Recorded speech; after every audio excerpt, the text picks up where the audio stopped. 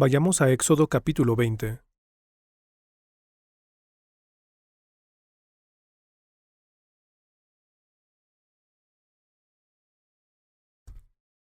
Éxodo capítulo 20.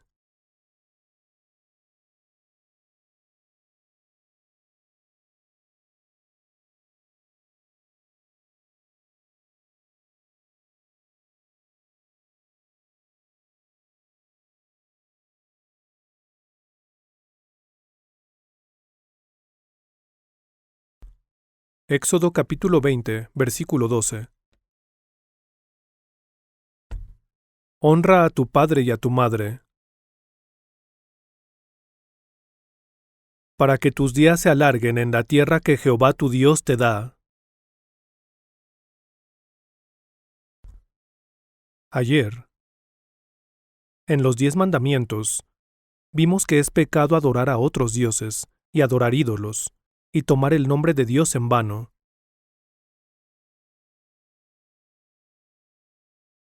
Hoy, examinaremos los mandamientos relacionados al hombre. Los primeros 4 mandamientos son acerca de nuestra relación con Dios, y los últimos 6 son acerca de las relaciones que tenemos los unos con los otros.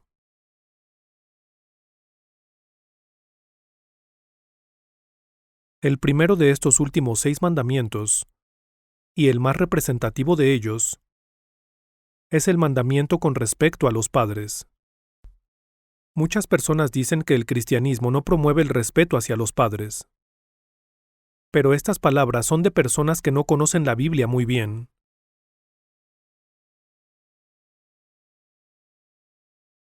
La Biblia enseña, amplia y concretamente, que debemos honrar a nuestros padres. El confucianismo y otras doctrinas enseñan el deber filial hacia nuestros padres después de su fallecimiento. Por ejemplo, estrictos ritos ancestrales. Pero la Biblia nos enseña a honrar a nuestros padres cuando aún están con vida. Tal como dice aquí, honra a tu padre y a tu madre, para que tus días se alarguen en la tierra que Jehová tu Dios te da. Este mandamiento con respecto a los padres es el único mandamiento que promete una bendición a cambio de guardarlo. Hay muchos jóvenes sentados aquí ahora. Además de la cuestión del pecado, si ustedes quieren tener éxito y también ser bendecidos en sus vidas físicas, realmente necesitan respetar y obedecer a sus padres. Esta es una promesa especial que se ha hecho en la Biblia.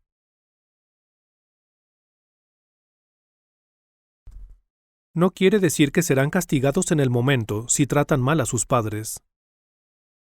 Pero la Biblia promete que, si muestran respeto hacia sus padres y los tratan bien, ustedes y sus descendientes definitivamente serán bendecidos. Esto es una promesa. Pero si no honran a su padre y madre, y por el contrario, les causan dolor y preocupación, eso es pecado. Tal acción se convierte en pecado. Y este también es un pecado ante Dios. Sus padres fungen como representantes de Dios en la tierra. No pueden ver a Dios. Pero mientras sus padres están vivos, actúan como representantes de Dios. Ellos son a quienes deben respetar. Si desafían o desobedecen a sus padres, un terrible juicio los espera. Siguiente, versículo 13. No matarás. Matar. Supongo que nadie aquí ha asesinado o matado a nadie.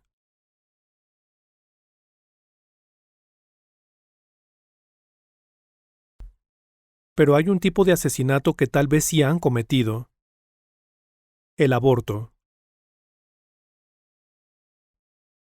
Parece que hay muchos casos en los cuales el bebé en el vientre es removido quirúrgicamente.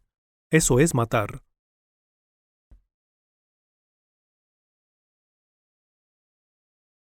Ya que las personas no pueden ver al bebé siendo concebido y desarrollándose con sus propios ojos, no piensan que al abortar han matado.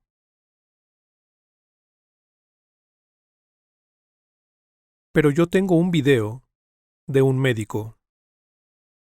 Él realizó muchos abortos a lo largo de muchos años. Y mientras llevaba a cabo estas operaciones para abortar los fetos, su conciencia lo molestaba. Así que, después, empezó a tomar fotos de los fetos en el vientre. Tomó fotos de los bebés mientras ellos estaban en el vientre. Y también tomó fotos del procedimiento durante la cirugía. Se inserta un instrumento quirúrgico y se procede a cortar las piernas del feto y los brazos. Y luego, incluso se corta el cuello. Todo esto se muestra en el video. Piénsenlo. Es matar, sin lugar a duda. Las personas no piensan que esto sea matar, porque no pueden verlo. Pero si un niño ha sido concebido en el vientre, y su cuerpo ya está empezando a formarse, quitarle la vida a ese niño definitivamente es matar. Necesitan considerar que el pecado de matar conlleva un gran castigo.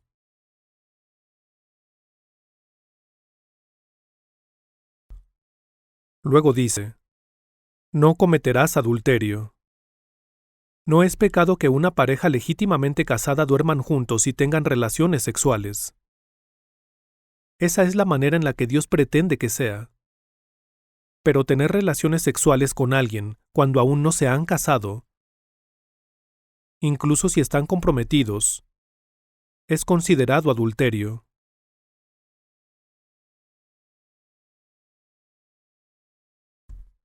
¿Por qué es adulterio si están comprometidos? Si están comprometidos, significa que han prometido casarse en el futuro. No significa que ya sean marido y mujer. Una relación sexual solamente es aceptable entre marido y mujer. Solamente es aceptable entre marido y mujer. Tener relaciones sexuales con alguien con quien no están casados es un pecado muy grave, al cual se le conoce como adulterio. En la actualidad, la mayoría de las personas se han vuelto insensibles hacia los pecados sexuales. Los hombres y las mujeres tienen relaciones sexuales antes del matrimonio, y si sienten que son compatibles, entonces se casan. Esto aplica tanto a hombres como a mujeres. La virginidad es equivalente a la vida de la persona.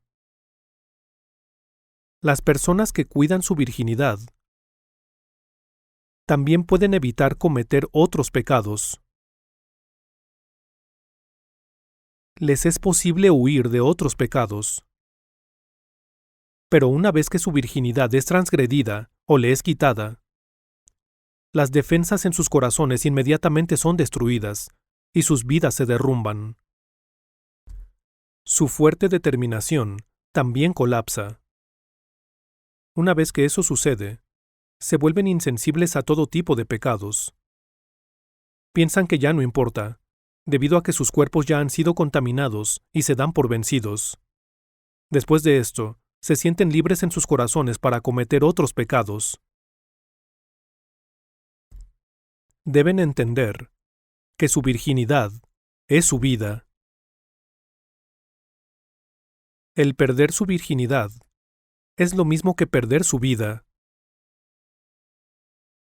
Deben guardar su virginidad con mucho cuidado, hasta conocer al hombre o a la mujer a quien puedan amar verdaderamente, y ofrecérsela a esa persona. De esta manera, los dos pueden convertirse en un solo cuerpo y en una familia, y pueden vivir felices juntos, en unidad.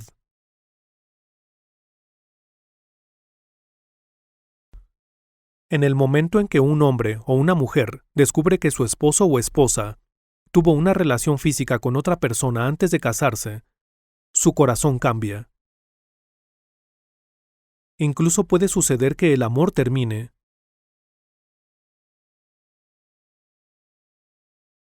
Así de serio es este asunto. Pero hoy en día, estos valores se están acabando. Y podemos ver cómo este estilo de vida está desapareciendo por completo. Esta era está en decadencia, y nuestro mundo está corrompido, y en un estado de total confusión. Si alguno de ustedes ha tenido relaciones sexuales fuera del matrimonio, recibirán un castigo muy grave.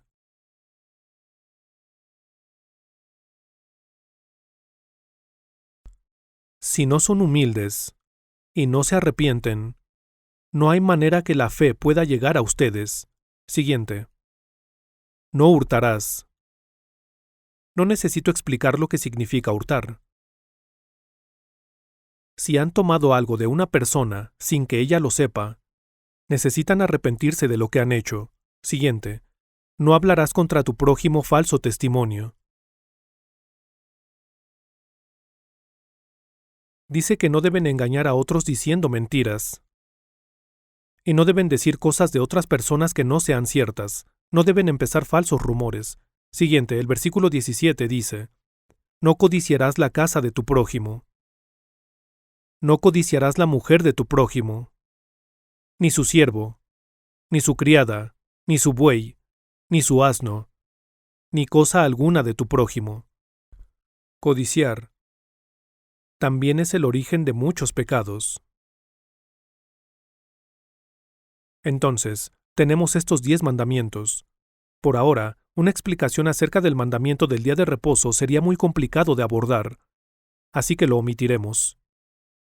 Al leer estos versículos, pregúntense si alguno de estos pecados les genera algún problema en su corazón.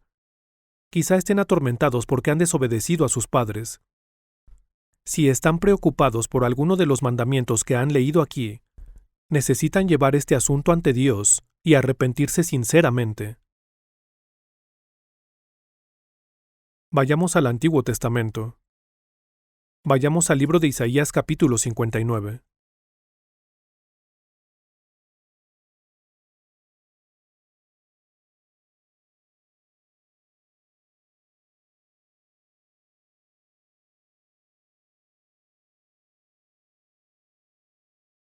Isaías capítulo 59.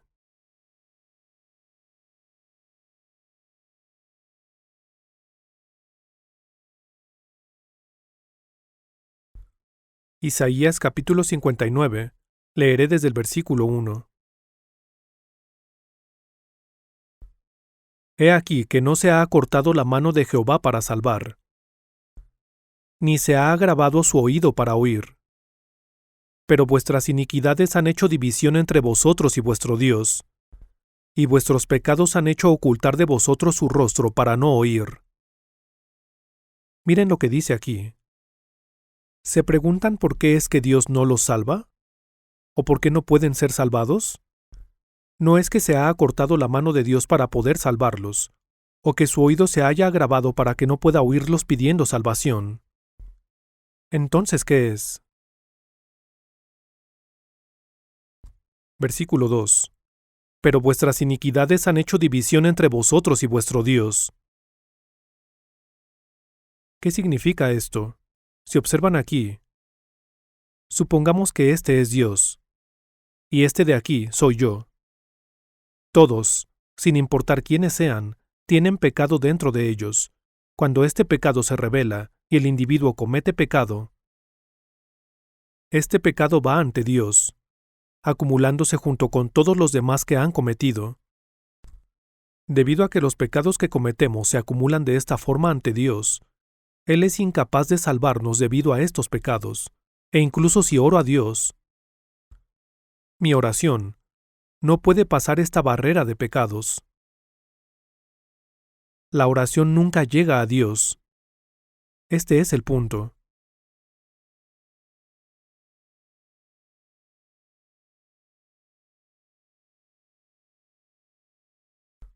En particular, con respecto a estos versículos en Isaías capítulo 59, las personas que creen en Jesús hoy en día tienden a leer estas palabras, pero no piensan en lo que están diciendo. ¿Saben cómo creen en Jesús? Lo primero que aprenden en el proceso de creer en Jesús es cómo orar. Después aprenden himnos. Y luego aprenden acerca de la Biblia. Alguien le puede decir a su amigo, deberías creer en Jesús, así que el amigo lo acompaña a la iglesia para ver de qué trata todo esto, y lo primero que aprende es cómo orar.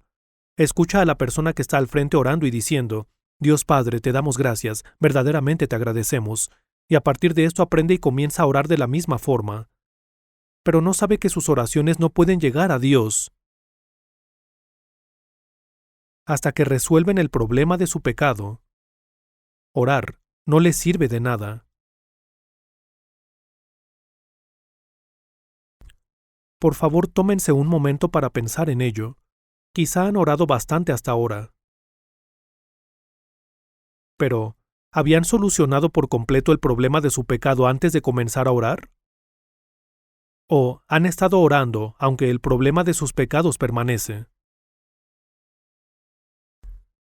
Si han estado orando, pese a que el problema de sus pecados aún está ante Dios, todas esas oraciones han sido en vano.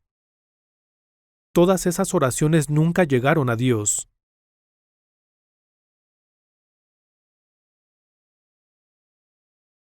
Mateo capítulo 6 dice: Mas tú, cuando ores, entra en tu aposento, y ora a tu Padre que está en secreto. Y orando, no uséis vanas repeticiones, como los gentiles, que piensan que por su palabrería serán oídos. Porque vuestro Padre sabe de qué cosas tenéis necesidad, antes que vosotros le pidáis. Esto es lo que dice la Biblia. Jesús dijo esto. Dijo que no debemos decir las mismas oraciones una y otra vez. Dios ya sabe lo que necesitamos antes de que lo pidamos. Con respecto a la oración, hay oraciones que se dicen en público. Hay oraciones que son más como sermones. Hay varios tipos diferentes de oración. No necesitan actuar así. Si hay algo que desean fervientemente, solo necesitan expresar este deseo ante Dios como si fueran un niño pequeño. Esta es una oración. En el caso de un bebé recién nacido, él está orando cuando llora. Cuando levanta sus brazos y piernas y los mueve llorando. Este es un tipo de oración. Y cuando su madre lo oye, ella va corriendo. Ella lo revisa para ver si hay algún olor proveniente de su pañal. Revisa si es necesario cambiarle el pañal. O trata de amamantar al bebé en caso de que tenga hambre. El llanto es la oración del bebé. Luego, cuando el niño crece, quizá vaya con su padre y le diga, «Papá, necesito comprar algo para la escuela». Pero supongamos que el papá de este niño es el presidente del país. En ese caso iría el niño con su papá y lo llamaría, «Su Excelencia» u «Honorable Presidente». ¿Se dirigiría a su padre de esta manera?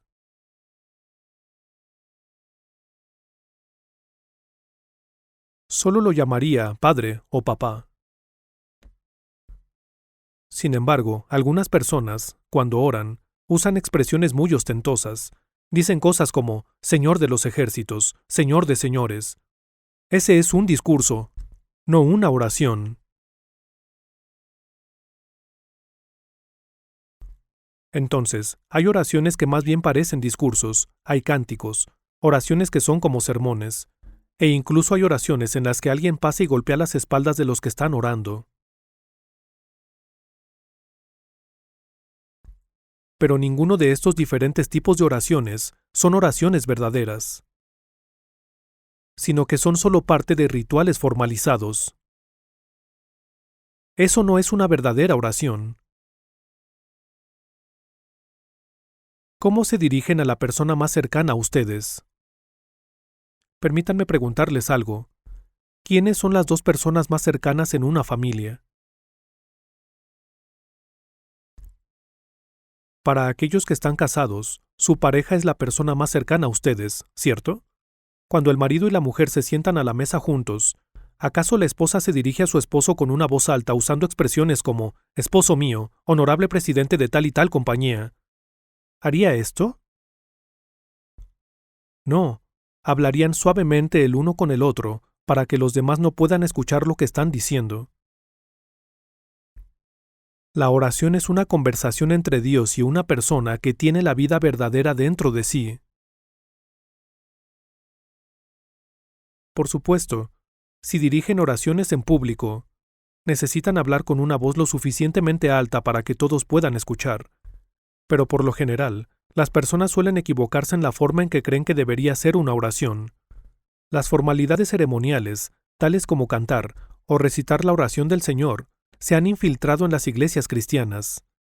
Y por lo tanto, el concepto de oración se ha corrompido. Esta no es la forma en la que debe ser la oración. Las personas dicen que orar es como respirar. Permítanme preguntarles algo. ¿Son los vivos los que respiran o los muertos? ¿Es necesario preguntar esto? ¿Alguna vez han visto a un cadáver respirar? Si orar es como respirar, sabemos que las personas vivas respiran automáticamente. Si orar es como respirar, una vez que son salvos y el problema de sus pecados ha sido resuelto, automáticamente orarán a Dios. Se encontrarán orando automáticamente y naturalmente. Pero si no han sido salvados y sus pecados están obstruyendo el camino, quizá oren en forma de cántico o en discurso, o en un sermón.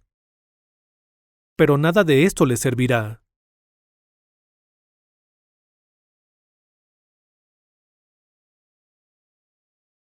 Si alguno de ustedes ha tenido el hábito de orar, por favor piensen en esto detenidamente. Pregúntense si Dios realmente escuchó sus oraciones. Si no ha habido un momento en el que el problema del pecado entre ustedes y Dios haya sido totalmente resuelto, pueden suponer que Dios nunca ha escuchado sus oraciones. Vayamos a Jeremías capítulo 5. Está justo después del libro de Isaías.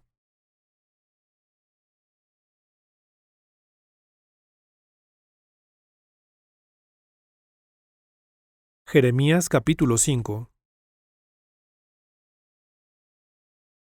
Jeremías capítulo 5, versículo 25. Jeremías capítulo 5, versículo 25. Vuestras iniquidades han estorbado estas cosas, y vuestros pecados apartaron de vosotros el bien. Vean esto. Supongamos que hay pecado entre esta persona y Dios, pero Dios quiere darle algo bueno a él. ¿Saben qué es lo mejor que puede darnos Dios? Lo mejor que viene de Dios y que Dios quiere darnos. ¿Creen que es algo que pueden usar para ganar dinero? ¿Creen que es inteligencia para ayudarnos a tener éxito académicamente? ¿Creen que es algo para ayudarnos a tener éxito en esta vida? Quizá una mujer joven que encuentra a un joven rico y guapo con quien casarse, piense que él es un regalo de Dios. Pero tampoco es eso.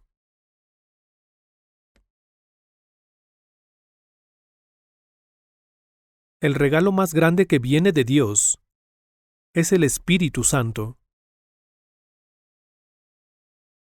El Espíritu Santo hace que nosotros nazcamos de nuevo, y es a través del Espíritu Santo que podemos conocer y recibir todo lo que Dios nos da. El regalo más grande que puede venir de Dios es el Espíritu Santo.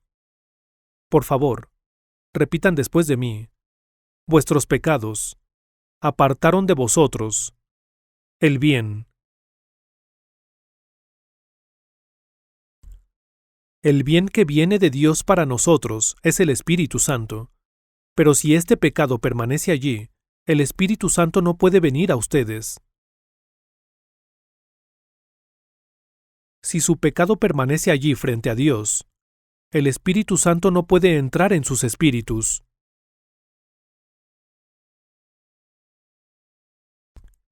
No inventé estas palabras, ¿verdad? Vuestros pecados. Vuestros pecados. Esto aquí son sus pecados. vuestros pecados apartaron de vosotros el bien, el Espíritu Santo.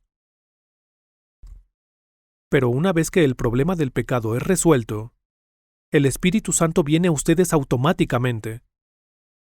Cuando este problema de su pecado ha sido resuelto, el Espíritu Santo viene a ustedes automáticamente. Entonces, la pregunta es, ¿cómo pueden resolver el problema de su pecado? ¿Acaso no es este el mayor problema que necesitamos resolver? Ahora veamos Jeremías capítulo 17.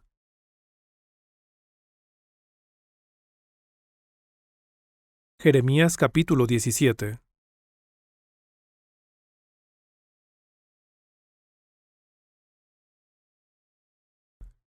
Leeré desde el versículo 9. Versículo 9. Jeremías capítulo 17, versículo 9. Engañoso es el corazón más que todas las cosas, y perverso, ¿quién lo conocerá?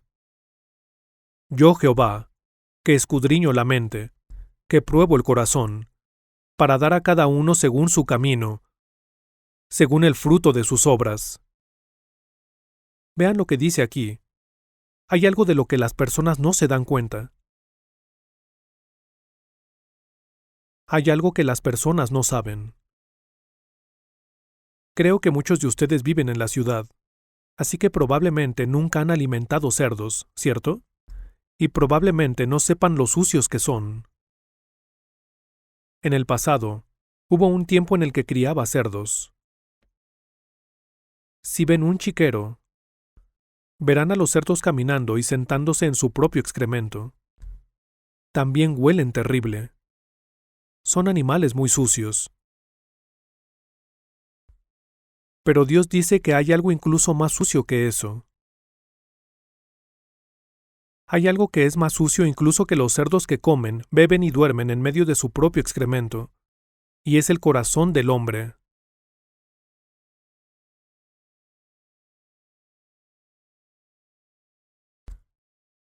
En el transcurso de sus vidas en este mundo hasta ahora, probablemente no hayan pensado que su corazón es particularmente sucio, malvado y engañoso. ¿O sí? Probablemente no han pensado que su corazón es engañoso. Pero permítanme preguntarles algo. Un cerdo no miente. Si un cerdo está lleno, no engaña a las personas haciendo oink oink oink oink. Si un cerdo está lleno, no hace ningún sonido. Pero cuando está hambriento hace mucho ruido. Chilla y gruñe. Los cerdos no mienten. Pero,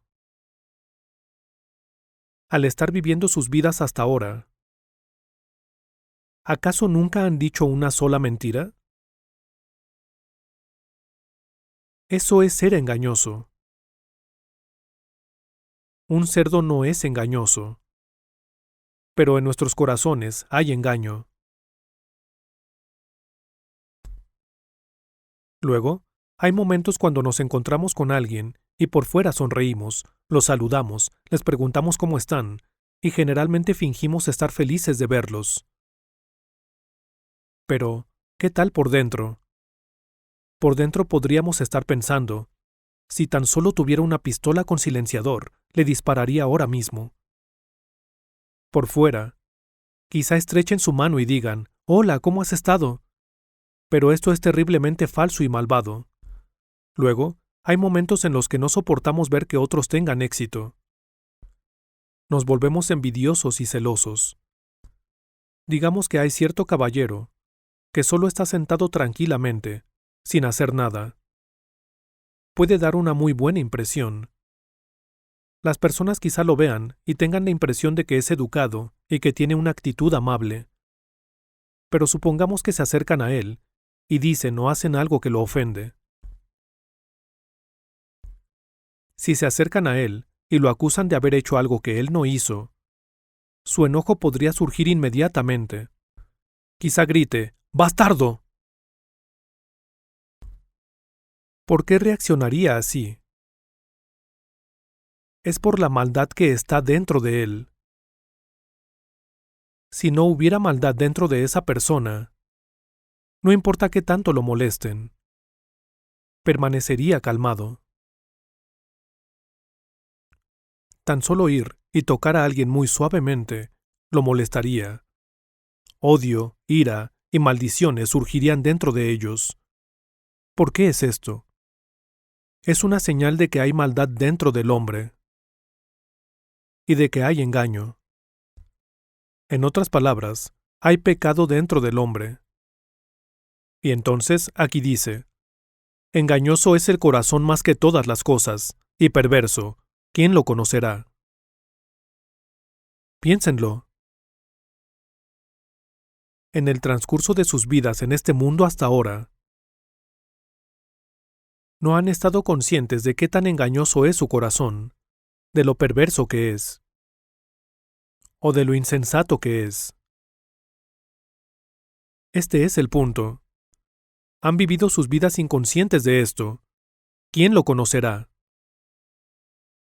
Ya que han sido ignorantes de este hecho hasta ahora, han vivido su vida audazmente en este mundo, como si ni siquiera existiera este problema. Este es el punto. Este es el problema. Permítanme explicarlo de esta manera. Supongamos que hay una célula cancerosa dentro de su cuerpo. A las células cancerosas no les gusta el oxígeno. Hoy en día, el aire en el mundo está contaminado, por lo que el cáncer dentro de ustedes continúa creciendo poco a poco. Pero, aunque está creciendo, están completamente inconscientes de ello. No tienen idea en lo absoluto. Es solo cuando el cáncer se ha desarrollado al punto de causar dolor que lo descubrimos. Pero entonces es demasiado tarde. En ese momento, ya no hay tiempo de curarlo. De manera similar, aunque hay pecado, maldad y engaño dentro del hombre, aunque existe todo esto dentro del hombre, las personas viven sus vidas inconscientes de ello, y después, cuando se enteran, ya es muy tarde. Tal como las personas que descubren que tienen cáncer cuando ya es muy tarde. Necesitan darse cuenta antes que sea demasiado tarde. Necesitan darse cuenta del engaño, la maldad y el pecado dentro de ustedes.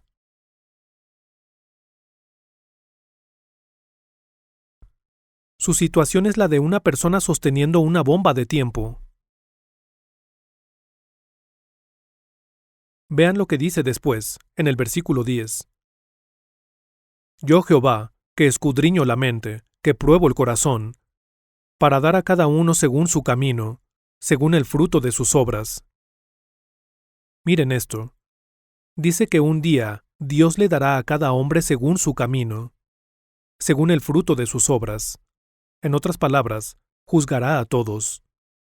Así que, está diciendo que no importa el pecado que hayan cometido, serán castigados por ese pecado. Ese es el juicio. Un día, el tiempo llegará cuando serán castigados por todos los pecados que han cometido durante su vida en este mundo, independientemente de si cometieron esos pecados intencionalmente o no. ¿Por qué? ¿Quién lo conocerá? Dios sabe lo que hay en nuestro corazón. Ese es el punto. Dios escudriña la mente y prueba el corazón. Debido a que Dios nos conoce por dentro y por fuera, sabe lo que pensamos en nuestro corazón y lo que queremos y hacemos. Llegará el día en que tendremos que pagar por todas estas cosas.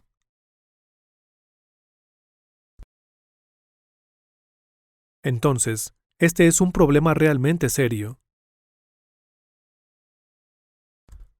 Cuando las personas hacen algo malo, piensan que están a salvo mientras no las atrapen. Cuando cometen un crimen sin que nadie lo sepa, piensan que han tenido éxito y que han obtenido algo.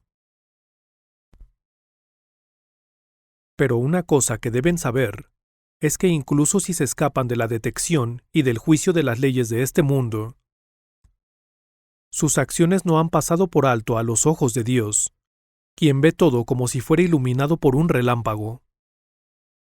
Un relámpago puede cruzar el cielo desde muy lejos, pero su luz brillante incluso puede iluminar su habitación.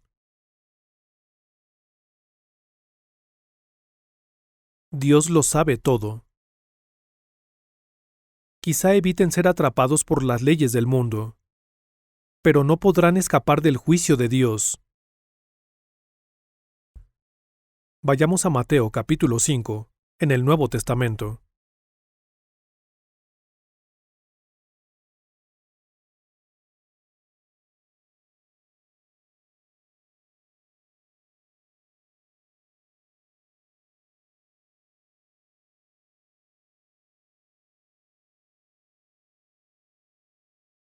Mateo capítulo 5, versículo 21.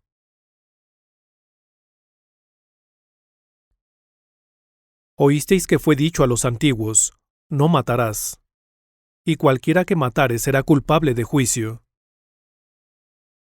Pero yo os digo que cualquiera que se enoje contra su hermano, será culpable de juicio. Y cualquiera que diga, necio, a su hermano, será culpable ante el concilio. Y cualquiera que le diga, fatuo, quedará expuesto al infierno de fuego. Entonces, ¿qué tipo de pecados son juzgados? ¿Y qué tipo de pecados envían a una persona al infierno? La mayoría de la gente piensa que una persona será enviada al infierno por cometer pecados grandes como robar y matar, pero no por pecados menores, y por ello, los pecados menores ni siquiera los consideran pecados. ¿Qué dijo Jesús sobre esto? Dijo que cualquiera que mate será juzgado. Pero también dijo, pero yo os digo que cualquiera que se enoje contra su hermano. Observen lo que dice aquí. Cualquiera que se enoje contra su hermano. Aquí, cuando dice hermano, incluye a sus hermanos, sus amigos, y a cualquier persona en este mundo con la que se enojen. Enojarse, molestarse, estar furioso con alguien. La Biblia dice que por cada vez que hacen esto, sin importar quién sea, serán juzgados. Todos, sin excepción.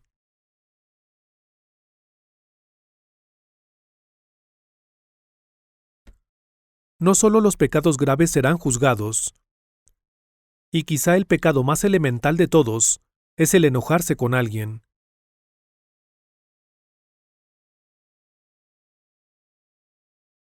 Probablemente no hay ni una sola persona en este mundo que no se haya enojado.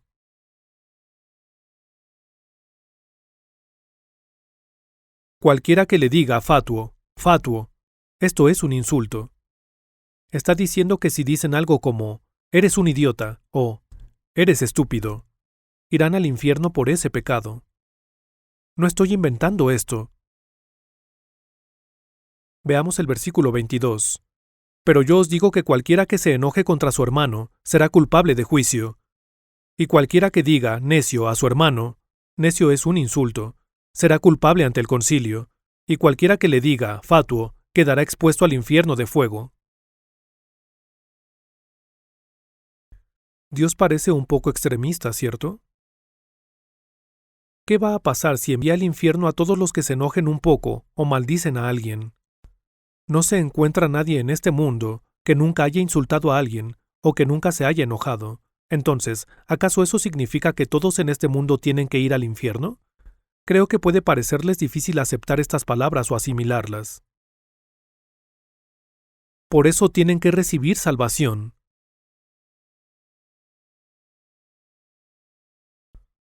Pongan un separador aquí. Y vayamos a Apocalipsis capítulo 20.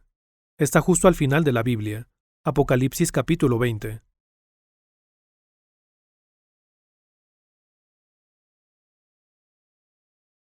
Apocalipsis capítulo 20. Leeré desde el versículo 12. Apocalipsis capítulo 20, versículo 12. Y vi a los muertos, grandes y pequeños, de pie ante Dios. Y los libros fueron abiertos. Y otro libro fue abierto, el cual es el libro de la vida. Y fueron juzgados los muertos por las cosas que estaban escritas en los libros, según sus obras. Y el mar entregó los muertos que había en él, y la muerte y el Hades entregaron los muertos que había en ellos, y fueron juzgados cada uno según sus obras. ¿Qué significa todo esto?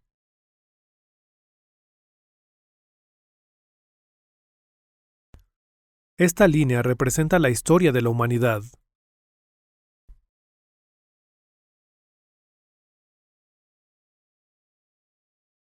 Estos son los 7 años de tribulación. Cuando Jesús regrese, la historia de este mundo actual llegará a su fin, y se establecerá el reino de los 1000 años. Y luego, al final, todos los que han nacido en este mundo, todas las personas que han muerto sin recibir salvación, cada uno de ellos resucitará en ese momento. Cualquiera que haya nacido en este mundo, sin excepción, será resucitado en ese momento. Por favor, repitan después de mí.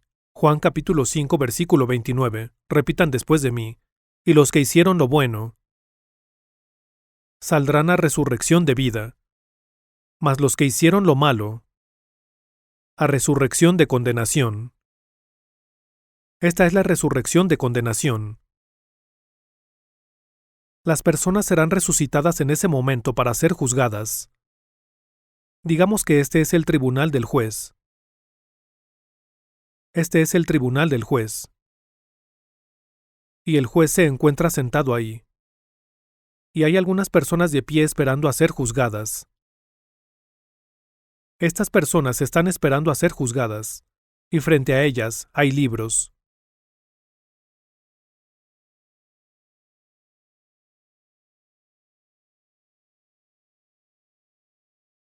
Y aquí, en el tribunal frente al juez,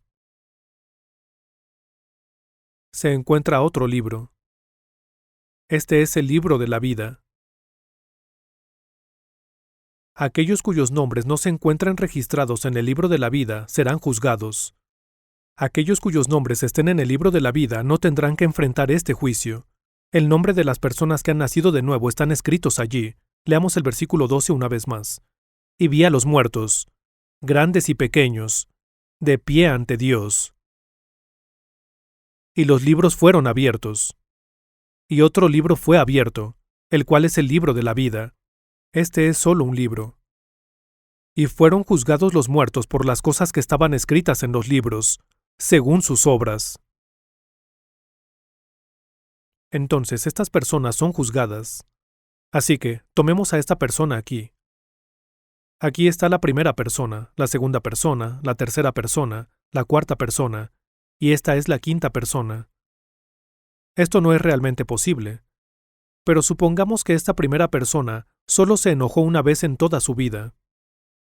Solo perdió los estribos una vez. Se enojó. Esta persona solo se enojó una vez. Como resultado, esta persona es juzgada por ese pecado. Y es enviada al infierno.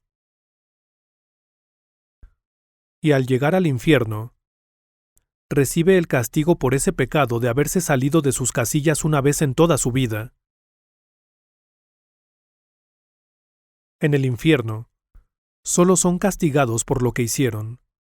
Hace poco, en Jeremías capítulo 17, leímos que a cada hombre se le da según el fruto de sus obras.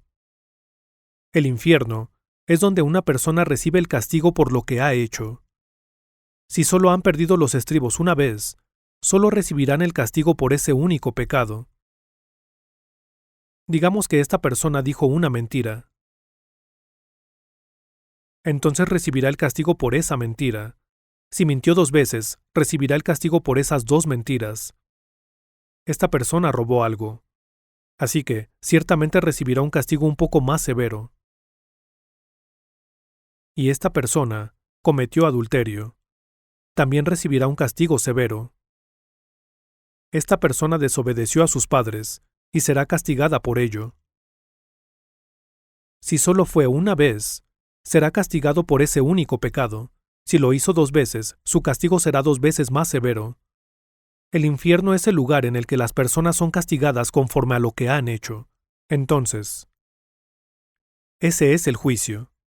Y el infierno es el lugar al que las personas son enviadas como resultado del juicio. Entonces, sin importar cuán pequeño sea el pecado que cometan, el precio por ese pecado deberá pagarse en el infierno, después de ser juzgados. No estoy inventando esto. Lo dice la Biblia, ¿no es así?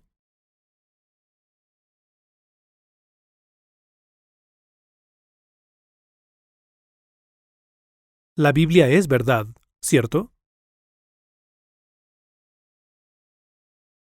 Han aprendido que la Biblia definitivamente es verdad, ¿no es así? Puede que no quieran admitirlo en su corazón, o creerlo, pero este hecho claramente es verdad.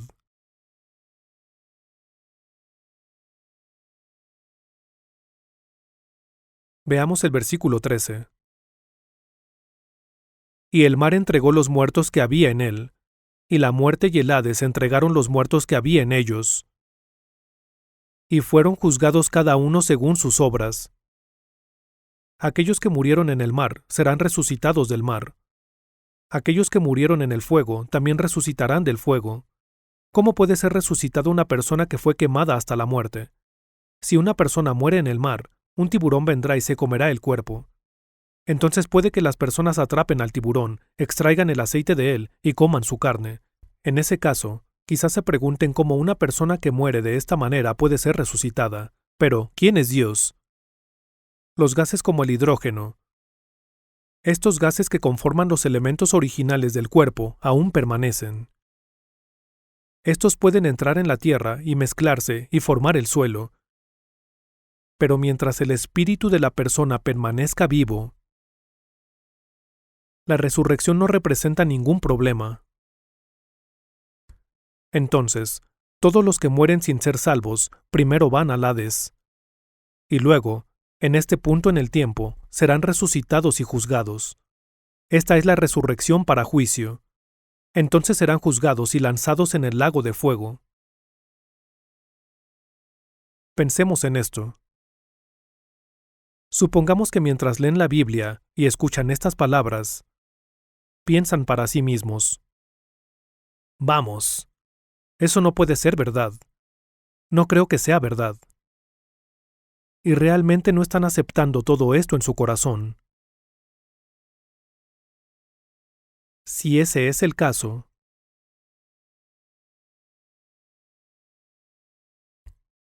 ¿qué harán cuando, en cierto día, todas estas cosas realmente ocurran frente a sus ojos?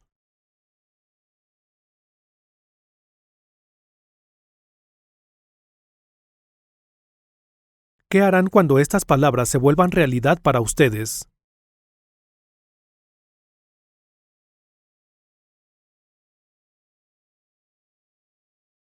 Entonces ya será muy tarde, ¿cierto?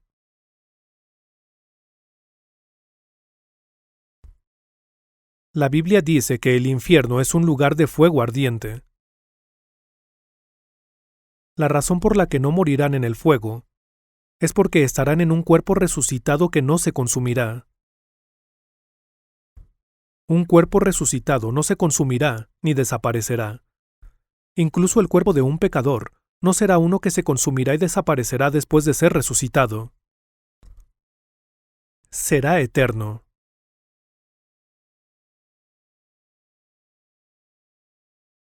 Por esto, Jesús habló de esta manera en Mateo capítulo 5. Regresemos a Mateo capítulo 5.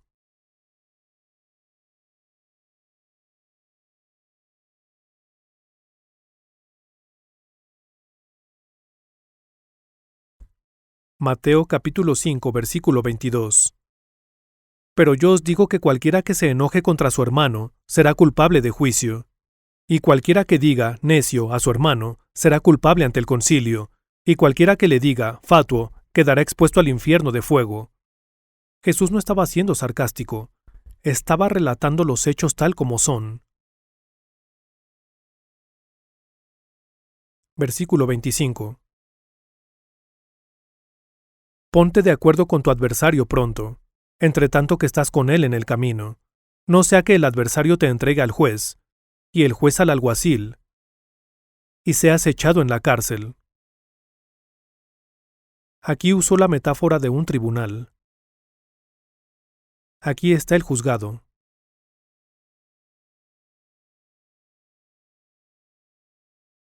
Y este es el camino hacia el juzgado.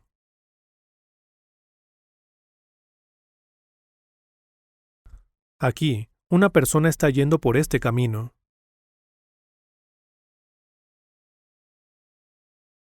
Y esta persona lo está guiando. Lo guía, pero ¿a dónde se dirigen? Este es el lugar en el que las personas son juzgadas. Esta persona que camina al frente es el fiscal. Por lo general, no es el fiscal quien lleva al acusado a la corte. Ese es el trabajo de un policía o guardia de prisión, ¿no es así? Pero en esencia, es lo mismo que el fiscal lleve al acusado ante la corte. Y está diciendo, vamos, tienes que enfrentarte a un juicio. Aquí, Jesús está usando como ejemplo un juicio público para explicar el juicio final. Y dijo que esta persona que está caminando atrás debe ponerse de acuerdo con su adversario, el fiscal que camina frente a él. Al decir ponerse de acuerdo, se refiere a resolver el problema arreglando las cosas con el fiscal. Si antes de llegar a la corte se resuelve el asunto con el fiscal, el asunto se retira y no tiene que ser juzgado. Pero si observan aquí, Jesús dijo, ponte de acuerdo con tu adversario pronto, entre tanto que estás con él en el camino. ¿De qué camino está hablando? Este camino. Este es el camino de la vida. El camino que las personas recorren durante sus vidas en este mundo es el camino que termina en el juicio final.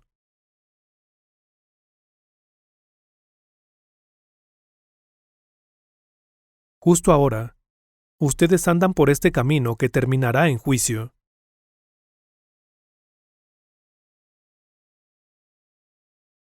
Todos los que nacen en este mundo andan por este camino, y no hay otro sendero que puedan tomar sobre este camino.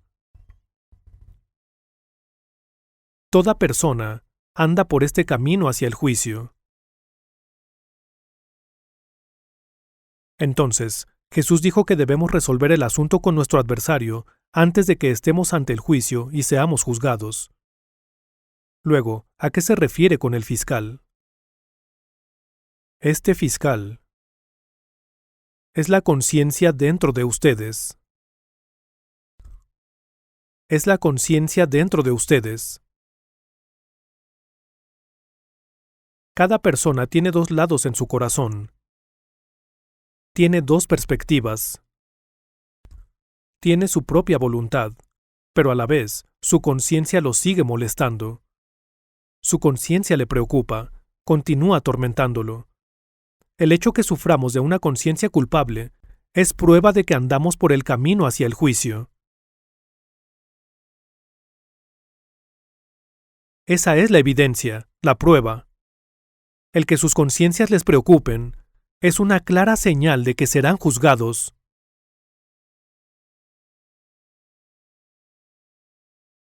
Entonces, con respecto al hombre poniéndose de acuerdo con su adversario, una vez que sea salvo, se dará cuenta de que su conciencia ya no le molestará. Esto es ponerse de acuerdo con su adversario. Cuando son salvos, llegan a un acuerdo con su conciencia, descrita aquí como el adversario. Y entonces al andar por el camino con ella, su conciencia ya no les molesta, por lo que ya no terminarán aquí.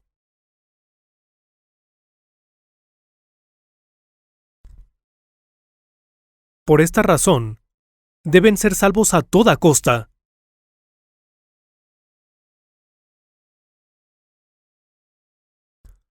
¿Creen que sería bueno ser salvos, pero realmente no es importante si no pueden? Veamos lo que dice aquí. Leámoslo de nuevo. Versículo 25. Ponte de acuerdo con tu adversario pronto, entre tanto que estás con él en el camino, no sea que el adversario te entregue al juez, y el juez al alguacil, y seas echado en la cárcel. Esta cárcel es el infierno.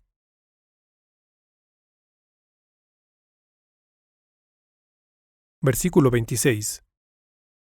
De cierto te digo que no saldrás de allí hasta que pagues el último cuadrante. Aquí, la cárcel se refiere al infierno. Y cuando dice, no saldrás de allí hasta que pagues el último cuadrante, significa que no podrán salir hasta que hayan pagado todo el precio por todos sus pecados. Permítanme explicarles un poco más.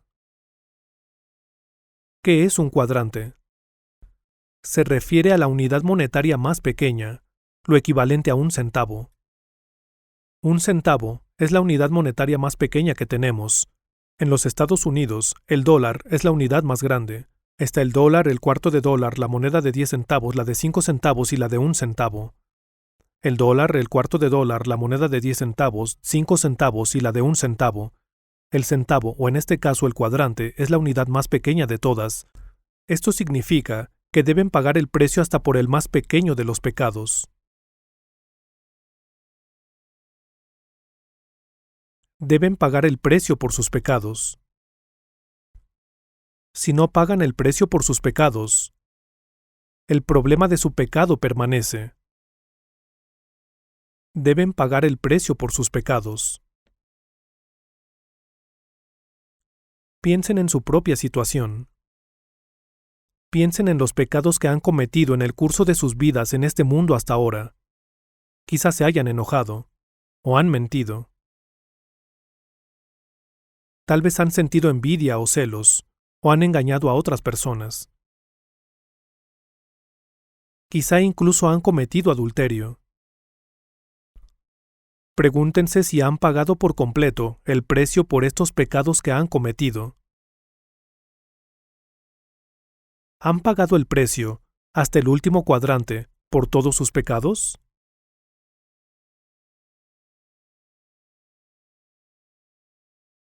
Reflexionen detenidamente en sus vidas hasta ahora.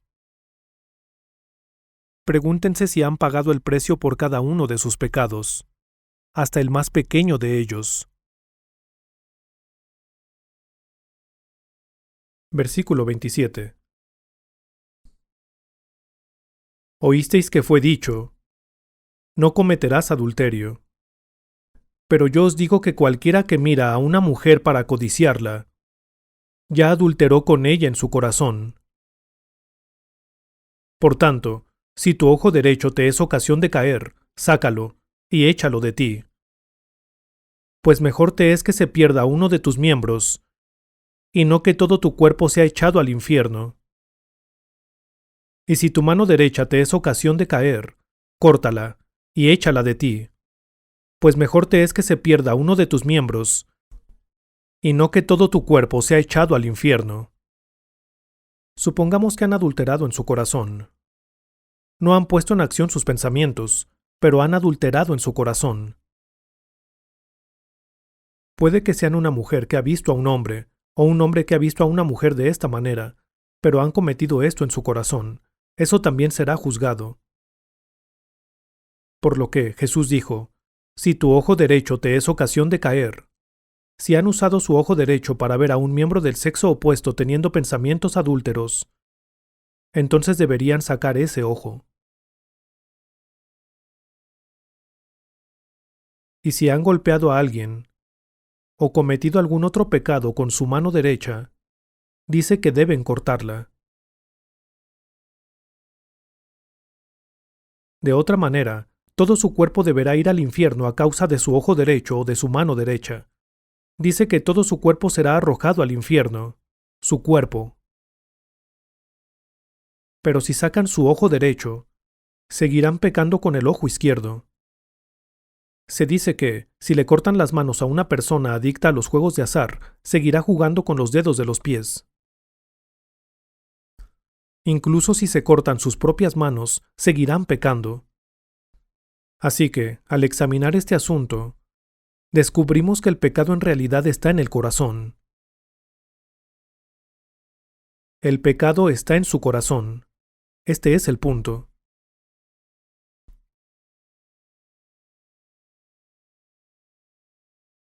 Es un problema extremadamente serio. A fin de cuentas, el hombre no es más que un manojo de pecados, un bulto de pecado.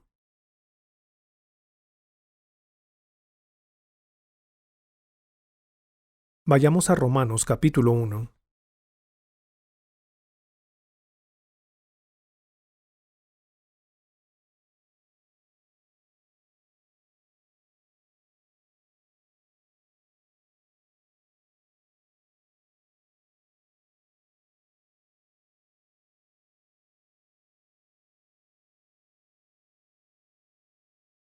Romanos capítulo 1. Leeré desde el versículo 21. Romanos capítulo 1, versículo 21.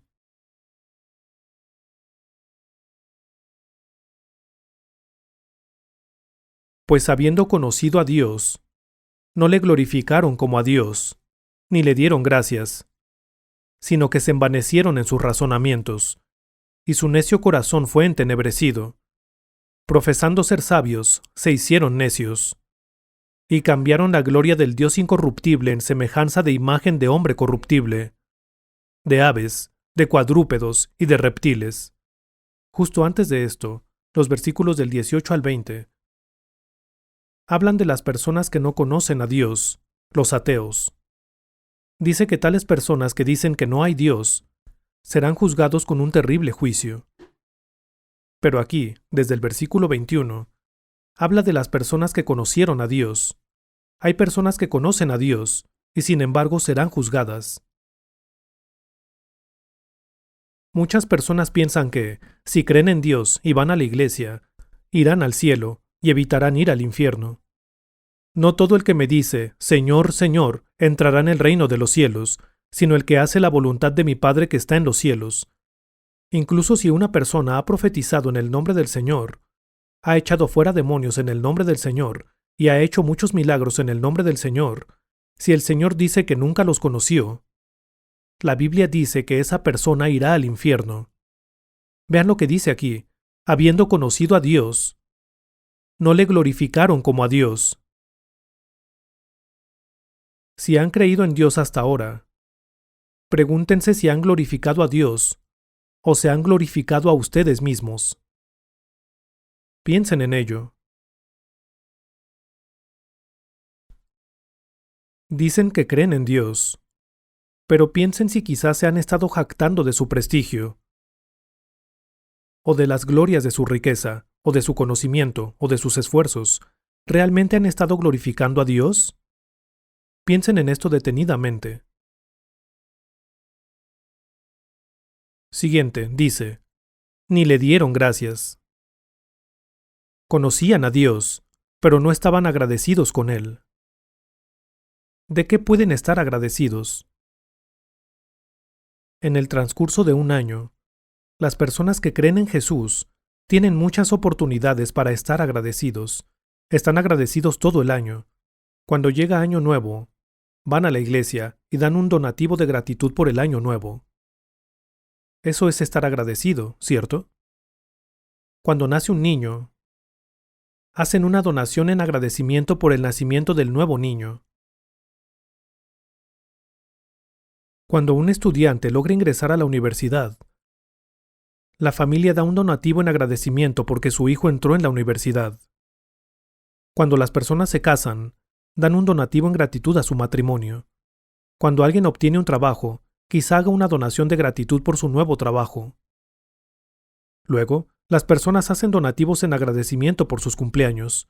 También, cuando se gradúan de la universidad, hacen donaciones. Luego dan donaciones en agradecimiento por la Navidad. Y donaciones de gratitud por una buena cosecha. Durante todo el año, hay muchas oportunidades de mostrar su gratitud de esta manera.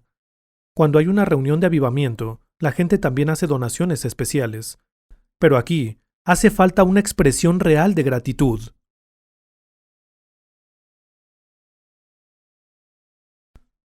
Sin ese momento de verdadero agradecimiento, toda la demás gratitud se desvanece. Se vuelve inútil. ¿Cuál es este verdadero momento de gratitud? Es cuando pueden decirle a Dios, gracias por salvarme. Eso es lo que falta. Dios, mis pecados han sido perdonados. Este es el momento de salvación, y esto es lo que falta. Cuando una persona no siente esta gratitud por su salvación, no hay fundamento sobre el cual edificar el resto de su agradecimiento. Todo lo demás simplemente desaparece. Pongan un separador aquí, y vayamos a Isaías capítulo 12, en el Antiguo Testamento.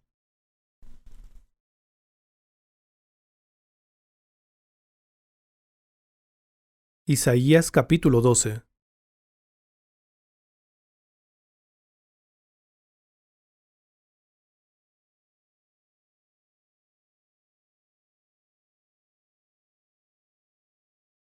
Isaías capítulo 12, versículo 1.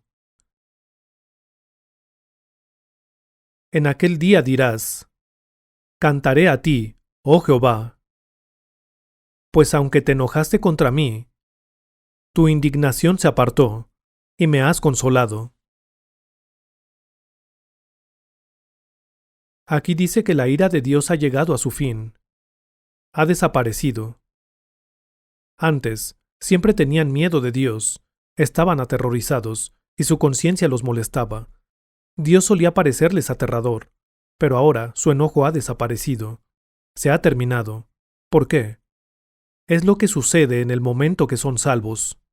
Ahora sigamos leyendo, versículo 2. He aquí Dios es salvación mía, me aseguraré y no temeré, porque mi fortaleza y mi canción es Jehová, quien ha sido salvación para mí. Sacaréis con gozo aguas de las fuentes de la salvación. Veamos esto. ¿A qué se debe esta gratitud? Es por la salvación. Es agradecimiento por la salvación.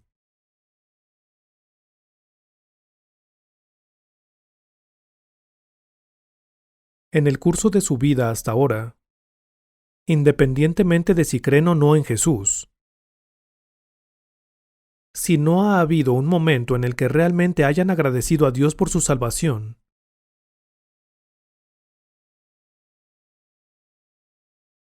serán juzgados y enviados al infierno.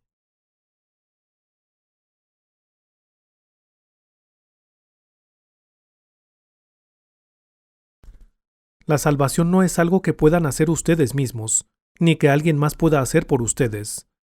Si alguien les dice, solo di que eres salvo, o les dice que son salvos desde el día que comenzaron a ir a la iglesia, necesitan saber que eso no es verdadera salvación.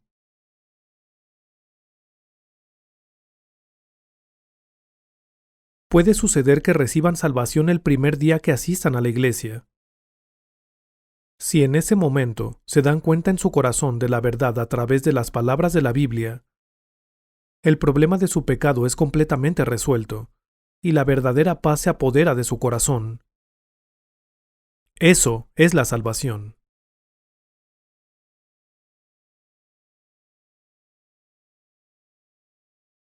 Hay personas que reciben la palabra de Dios. En la Biblia dice, si llamó dioses a aquellos a quienes vino la palabra de Dios.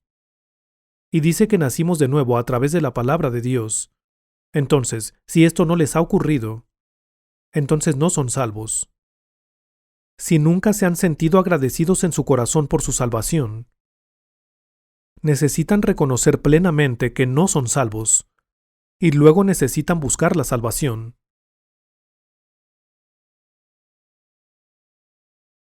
¿Soy salvo o no soy salvo? ¿Es esto o es aquello? Me gustaría recomendarles un libro. El libro fue escrito por el Dr. Oswald Smith y se llama El país que amo más. Justo después de que fui salvo, no sabía qué predicar, así que fui a una librería para ver la selección que tenían. Y fue allí donde me encontré con este libro escrito en japonés.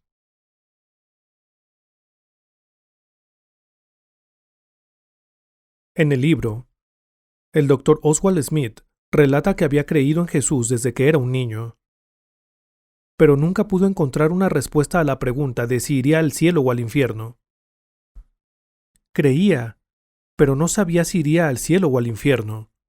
Estaba tan preocupado por esta pregunta que abandonó sus estudios y más tarde, incluso se unió a un grupo evangélico para difundir el Evangelio con ellos.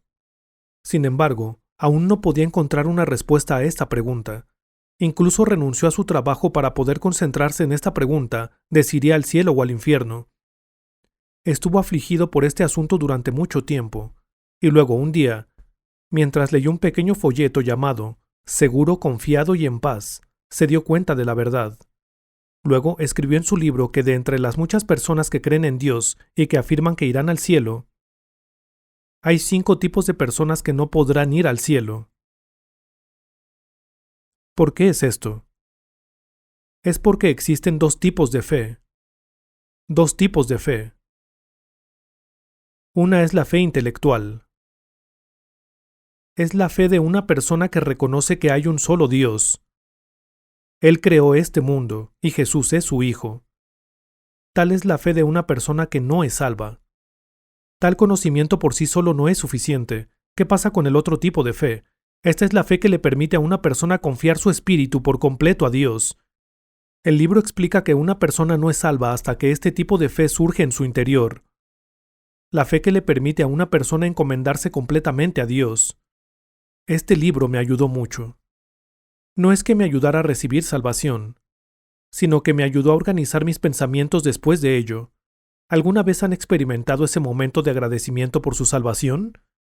No solo una cura temporal del pecado, sino el perdón eterno de sus pecados.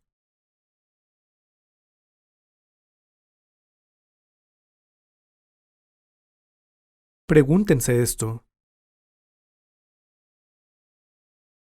Ahora continuemos leyendo.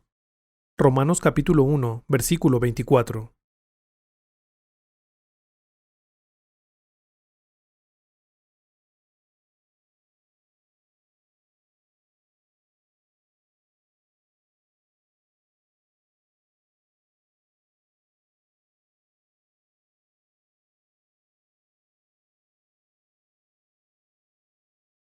Por lo cual también Dios los entregó a la inmundicia,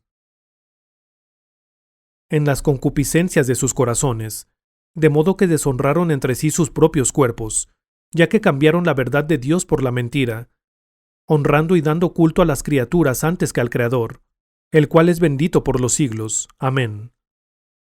Por esto Dios los entregó a pasiones vergonzosas, pues aún sus mujeres cambiaron el uso natural por el que es contra naturaleza.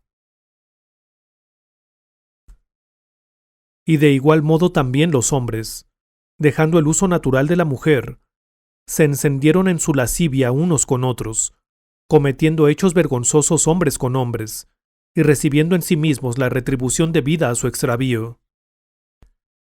Se observan aquí. Habla del uso natural del hombre y la mujer como una pareja casada. Dice el uso natural.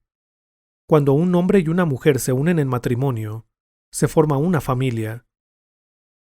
La relación entre ese marido y su mujer es la que se forma conforme al uso natural. Entonces, ¿cuál es el uso antinatural? Es contra el uso natural de un marido rechazar a su esposa y formar una relación sexual con otra mujer. También es en contra del uso natural que una esposa rechace a su marido y forme una relación sexual con otro hombre.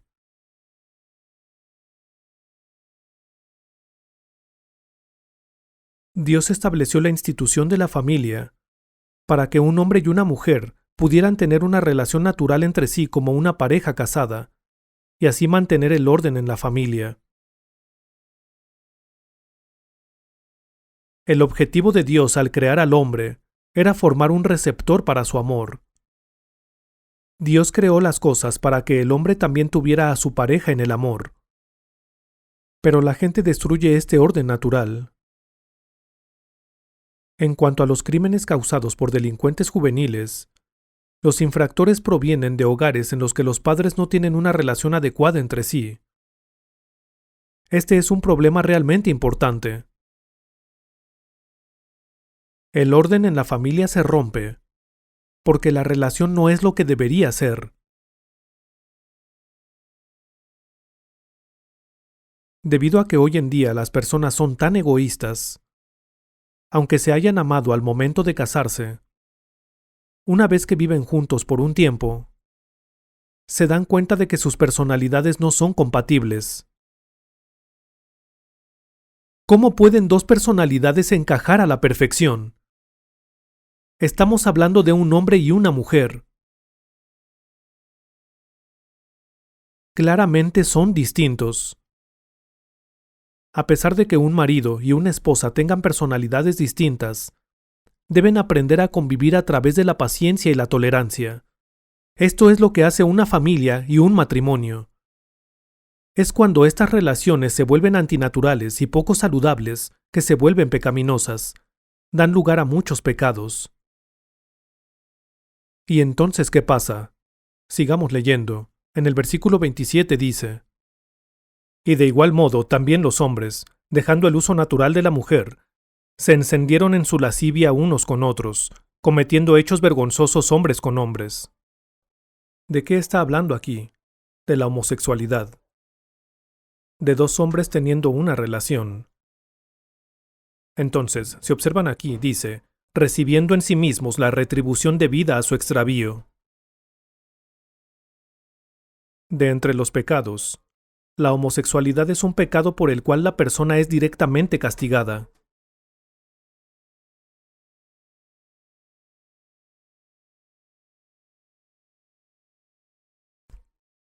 El mandamiento que trae una bendición directa es, honra a tu padre y a tu madre. Y el pecado que conlleva un castigo directo es el acto homosexual, ya sea entre un hombre y otro hombre, o entre una mujer y otra mujer. Necesitan saber esto.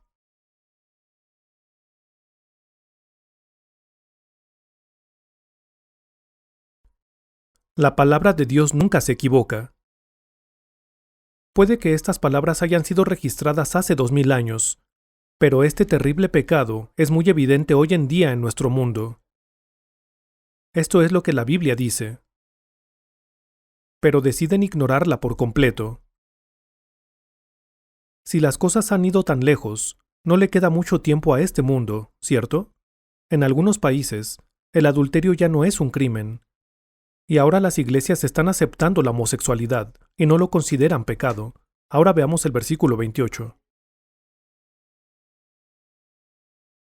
Y como ellos no aprobaron tener en cuenta a Dios, Dios los entregó a una mente reprobada, para hacer cosas que no convienen. Veamos lo que dice aquí. No aprobaron tener en cuenta a Dios. ¿Acaso no suena algo extraño? Tener en cuenta a Dios.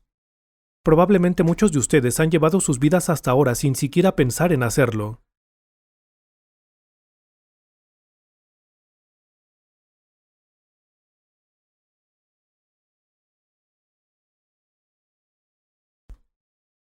¿Qué significa tener en cuenta a Dios? Lo que sea que amen, es lo que tienen en cuenta. Si una mujer llamada señorita López se enamora de un tal señor Pérez, siempre estará pensando en él. Pensará en él cuando esté en casa. Pensará en él en el trabajo. Pensará en él cuando vea a otros jóvenes mientras camina por la calle. Siempre lo tendrá en cuenta, o en su mente. ¿Por qué? Porque lo ama. Y hay quienes están enamorados del dinero, y piensan todo el tiempo en el dinero. Ya sea despiertos o dormidos, en lo único que piensan es en el dinero. Ven todo con relación al dinero. Y debido a que aman el dinero, es lo único que hay en sus corazones.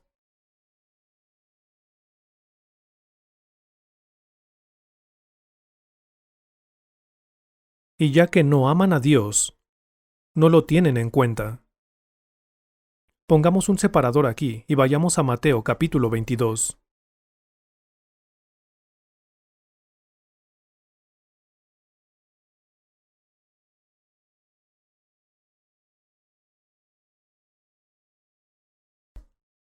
Mateo capítulo 22.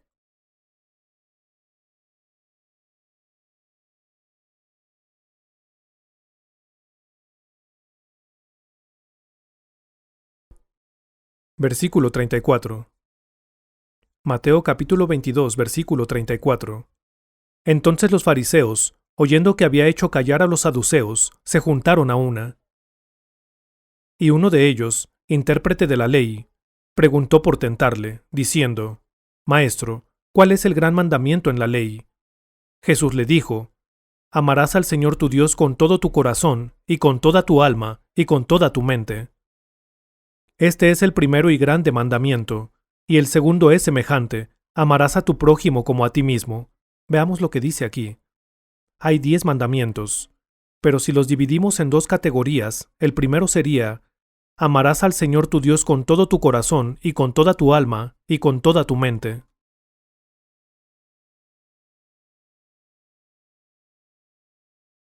¿Cómo puede una persona amar a Dios con todo su corazón, con toda su alma y con toda su mente? Creo que siquiera pensar en ello está fuera de nuestro alcance, y mucho más el cumplirlo. En mi segundo sermón, dije que la verdadera felicidad viene al obtener lo que más amas.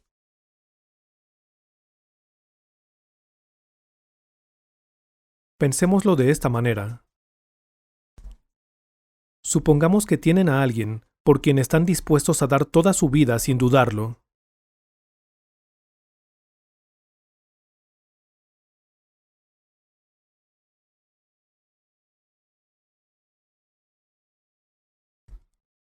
Han conocido a esa persona y están juntos ahora. Entonces, serían las personas más felices del mundo.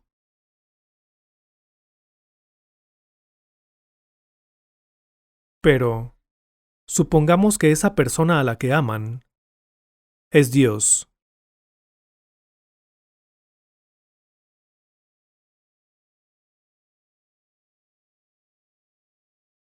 Si esa persona a la que aman tanto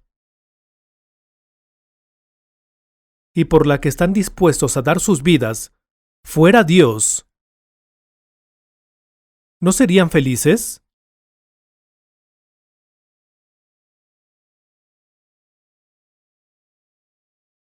Serían realmente felices. Una de las razones y el propósito de Dios en crear al hombre fue para que pudiera ser amado por el hombre. Desde la perspectiva de Dios, Él solo quiere amar al hombre incondicionalmente, y quiere que el hombre conozca su amor y que el hombre lo ame. Quiere que haya una relación de perfecto amor entre Él y el hombre. Un amor que esté dispuesto a sacrificarlo todo. Este es el privilegio especial que se le dio al hombre. Es un privilegio especial el poder amar a Dios con todo su ser. Es algo por lo que deberíamos sentirnos realmente orgullosos y por lo que deberíamos estar extremadamente felices.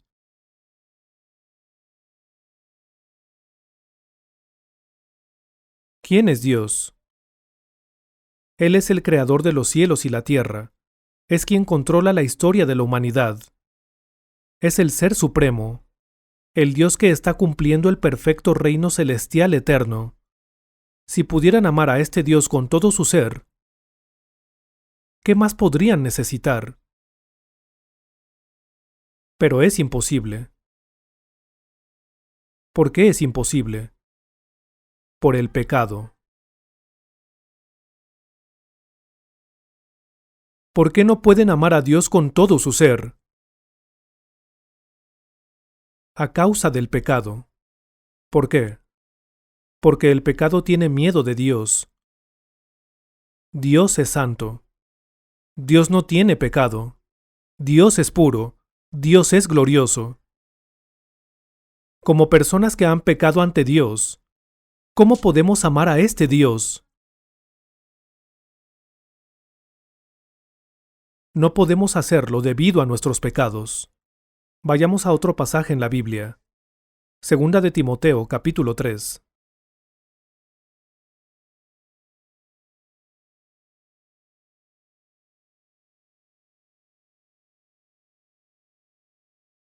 Segunda de Timoteo, capítulo 3. Capítulo 3.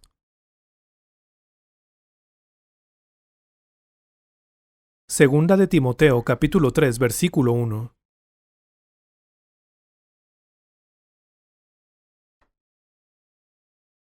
También debes saber esto, que en los postreros días vendrán tiempos peligrosos, porque habrá hombres amadores de sí mismos, avaros. Continuemos en el versículo 4. Traidores, impetuosos, infatuados, amadores de los deleites más que de Dios, que tendrán apariencia de piedad, pero negarán la eficacia de ella. A estos evita. Vean lo que dice aquí. Dice, en los postreros días vendrán tiempos peligrosos. Está hablando del presente. Porque habrá hombres amadores de sí mismos, avaros. En la actualidad, la gente solamente se preocupa por sí mismos. Incluso un hombre y su esposa solo piensan en sí mismos. Es lo mismo en la relación entre padres e hijos. Los padres solo piensan en sí mismos y los niños también. ¿Por qué? ¿Cómo sabemos esto? Hoy en día, la gente solo piensa en sí misma. Las parejas casadas también solo piensan en sí mismas, por lo que, tan pronto descubren que son incompatibles, simplemente se divorcian, solo piensan en ellos mismos. Este es el fin de los tiempos. Son los tiempos peligrosos de los postreros días. Por eso aquí habla de tiempos peligrosos. Después dice, avaros. Si las personas son ególatras, es inevitable que el dinero se relacione. La gente ama el dinero. Por eso los padres y los hijos se pelean por el dinero, y los esposos y las esposas se pelean por el dinero. En esto se ha convertido el mundo. Después dice, amadores de los deleites más que de Dios. ¿Acaso no es así hoy en día? Por ello, la gente ni siquiera piensa en tener en cuenta a Dios.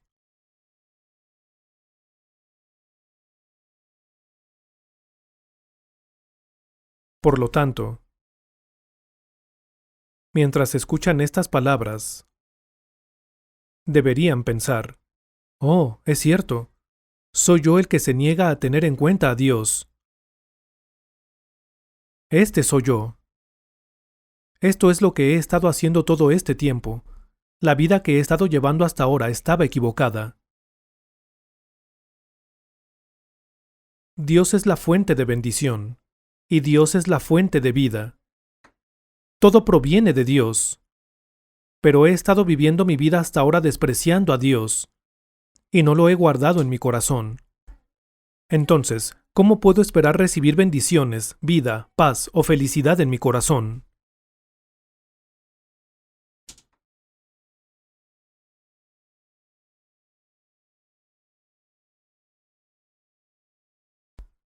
Un día, hace 30 años, Dios vino a mi corazón.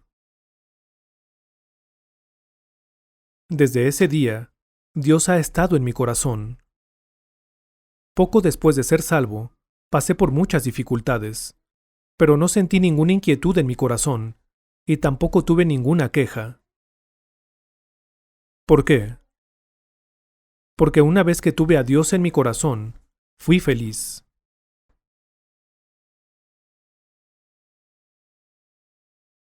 Era algo que no podía cambiar por nada de este mundo.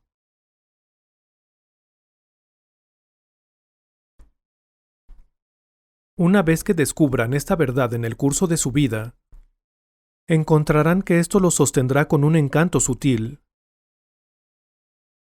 Vayamos a Proverbios capítulo 1. Pongan un separador aquí en Romanos capítulo 1 y vayamos a Proverbios en el Antiguo Testamento. Proverbios capítulo 1.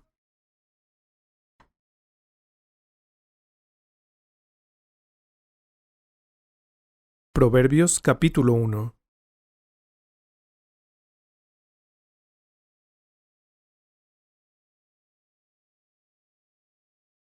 Capítulo 1.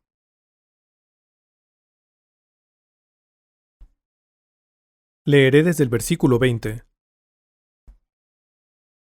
La sabiduría clama en las calles, alza su voz en las plazas, clama en los principales lugares de reunión. En las entradas de las puertas de la ciudad dice sus razones. ¿Hasta cuándo, oh simples, amaréis la simpleza?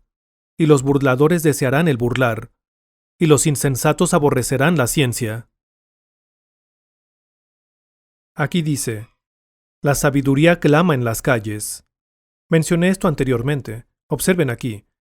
La sabiduría clama en los principales lugares de reunión. Esta sabiduría es Jesús, ya que Jesús es la sabiduría de Dios.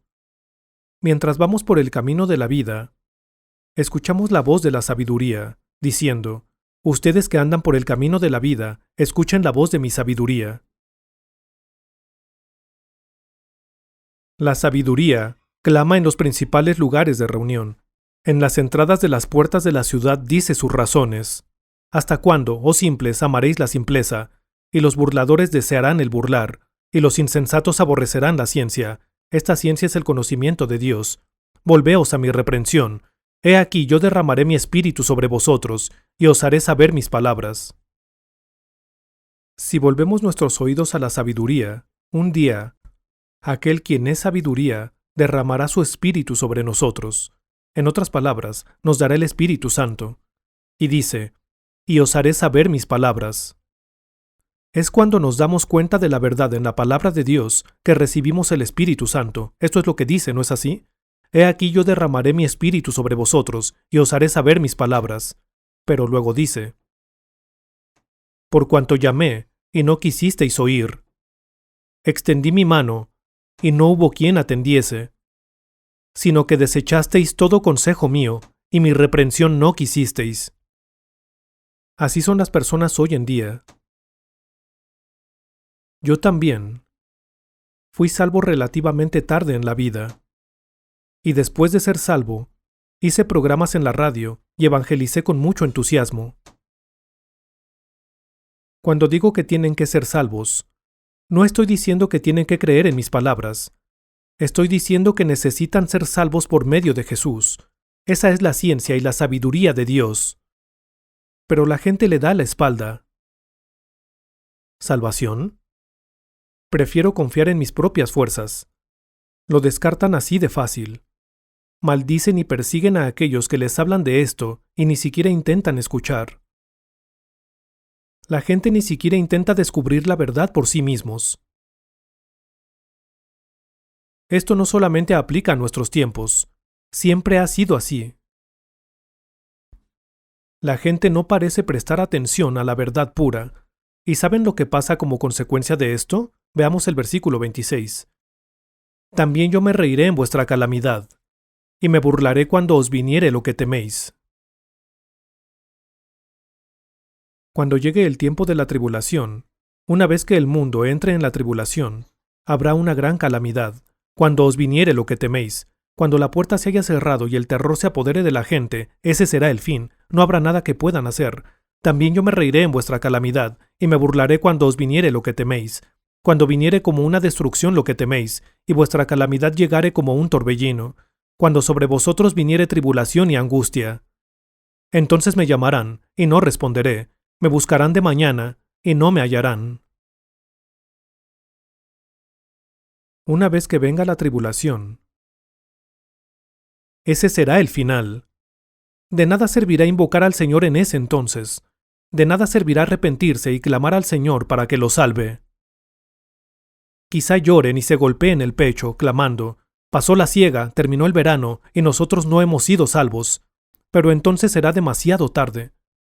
Dice que el Señor se reirá de ustedes.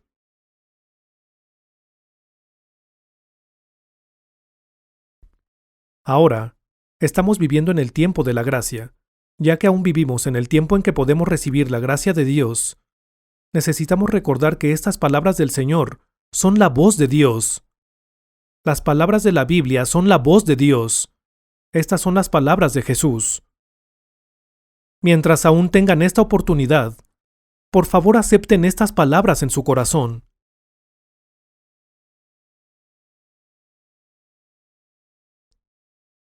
Acepten cuando la Biblia los reprenda y les diga lo que es el pecado.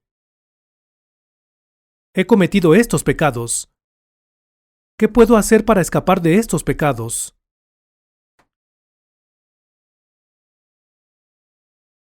¿Acaso no necesitan recapacitar y arrepentirse?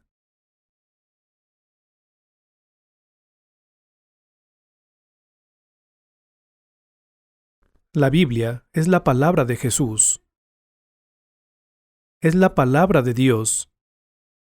Dios les está hablando compasivamente, diciéndoles que se den cuenta de esta verdad, pero en sus corazones no quieren escuchar.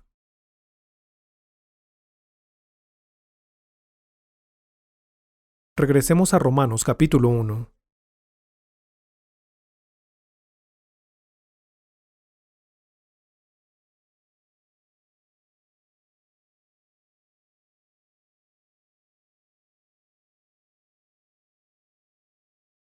Leeré de nuevo desde el versículo 28.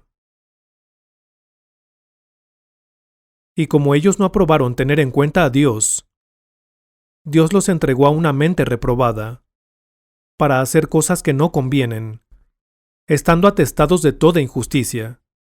Ahora, desde el versículo 29 y hasta el final del capítulo, se enumeran varios pecados. Mientras leen esta lista, punto por punto, piensen en cuál de estos pecados aplica a cada uno de ustedes. No solo piensen, todos aplican a mí. Si hacen eso, no podrán encontrar ese cierto pecado que está en su corazón.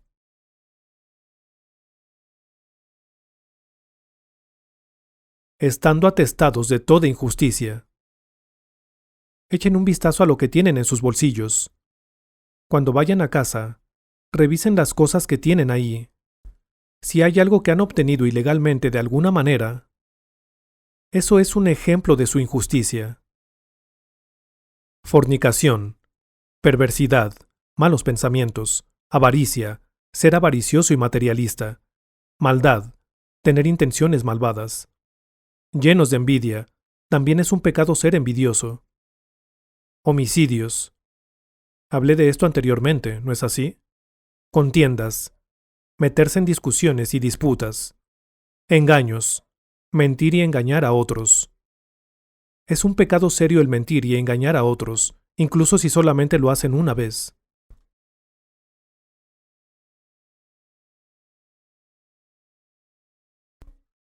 Y malignidades. Murmuradores. Es un pecado chismear. Detractores. Burlarse de otras personas. Aborrecedores de Dios. Injuriosos. Ejercer su fuerza sobre otros. Soberbios, menospreciar a otros. Altivos, alardear del dinero, apariencia, casas. Sea lo que sea, es pecado presumir de ello. Inventores de males, hacer planes malvados. Desobedientes a los padres. Desobedecer las palabras de sus padres y causarles dolor. Necios, se refiere a ser insensato. Desleales, no guardar una promesa que han hecho. Quizá haya circunstancias que son inevitables, pero hay personas que hacen promesas todo el tiempo y no las cumplen. Sin afecto natural. Puede que tengan los medios y la oportunidad de mostrar compasión a alguien, pero no lo hacen. Implacables. Sin misericordia. Está hablando de aquellos que son crueles y sin corazón. Con respecto a no tener misericordia, incluso dentro del matrimonio, un esposo puede enfurecerse y golpear a su esposa sin piedad. Esto va para todos. No tener misericordia significa ser despiadado y violento con otra persona. Versículo 32. Quienes habiendo entendido el juicio de Dios, que los que practican tales cosas son dignos de muerte, aquellos que hacen tales cosas son dignos de muerte. Esta pena de muerte es la sentencia de ser arrojados al infierno. Dios ha declarado que tales personas son dignas de muerte.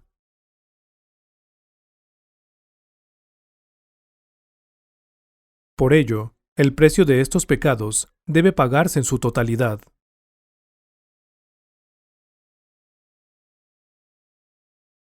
Si este precio no es totalmente cubierto, el problema del pecado no se puede resolver. Ahora, vayamos al capítulo 2, versículo 4. Capítulo 2, versículo 4. ¿O menosprecias las riquezas de su benignidad, paciencia y longanimidad, ignorando que su benignidad te guía al arrepentimiento? Este versículo nos está diciendo por qué no somos castigados en cuanto cometemos el pecado. Es porque Dios nos da la oportunidad de arrepentirnos.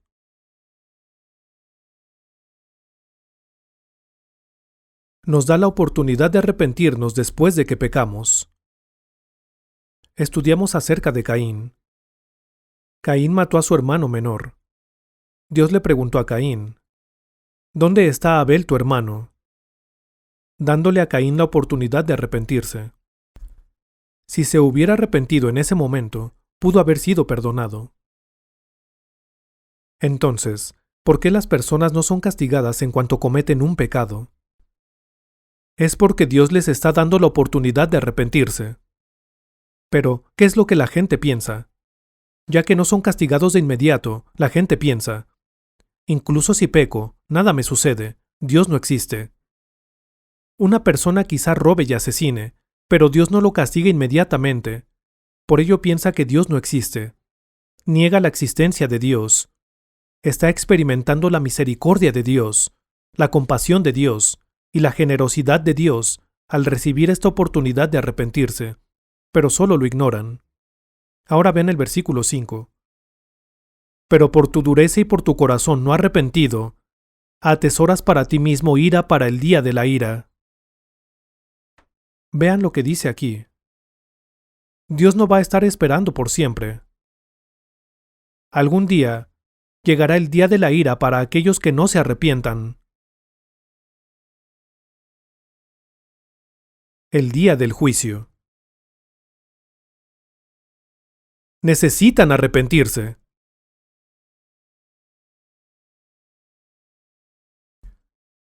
Deben arrepentirse de sus pecados ante Dios y arrepentirse.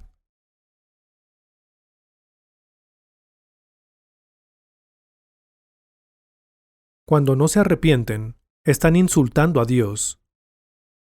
Le están faltando al respeto a Dios. Atesoras para ti mismo ira para el día de la ira y de la revelación del justo juicio de Dios. Constantemente están aumentando esta ira que vendrá sobre ustedes. Está aumentando continuamente. ¿Y qué dije anteriormente? Los pecados menores que hayan cometido recibirán un castigo menor, y a mayor pecado, mayor castigo, en el infierno. Entonces el castigo se está acumulando. Ahora vean el versículo 9. Versículo 9. Tribulación y angustia sobre todo ser humano que hace lo malo.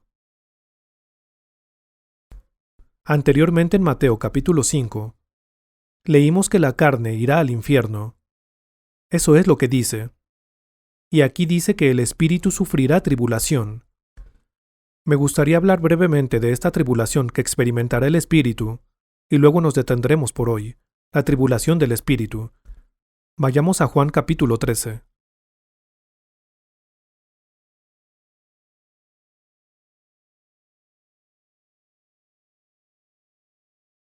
Juan capítulo 13.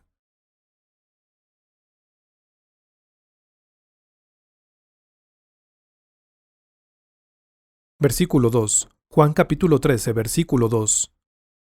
Y cuando cenaban, como el diablo ya había puesto en el corazón de Judas Iscariote, hijo de Simón, que le entregase. Aquí, este hombre llamado Judas Iscariote era uno de los discípulos de Jesús. Él era uno de los discípulos de Jesús, pero mientras seguía a Jesús, descubrió que no era lo suficientemente emocionante para él. Los líderes de los judíos querían matar a Jesús, y Judas vio que no habían encontrado la oportunidad para hacerlo. Así que pensó que él podría ayudarlos, y decidió traicionar a su maestro. La Biblia dice que fue el diablo quien plantó este pensamiento en su mente. Leamos lo que viene después, en el versículo 26. Versículo 26. Respondió Jesús: a quien yo diere el pan mojado, este es un pedazo de pan en la última cena. A quien yo diere el pan mojado, aquel es. Jesús estaba hablando de la persona que lo traicionaría.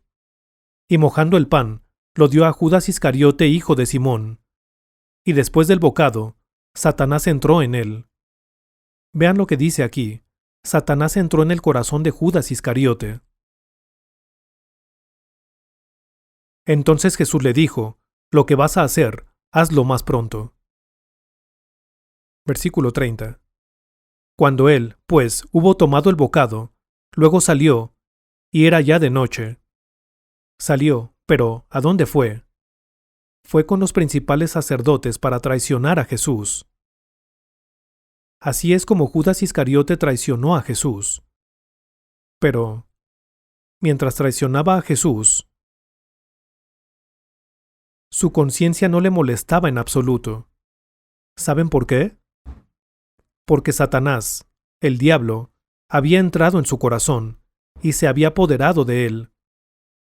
Su conciencia estaba anestesiada de manera que, aunque estaba traicionando a su maestro, su conciencia no le molestó en lo absoluto. Esto indica que el poder del diablo había adormecido su conciencia.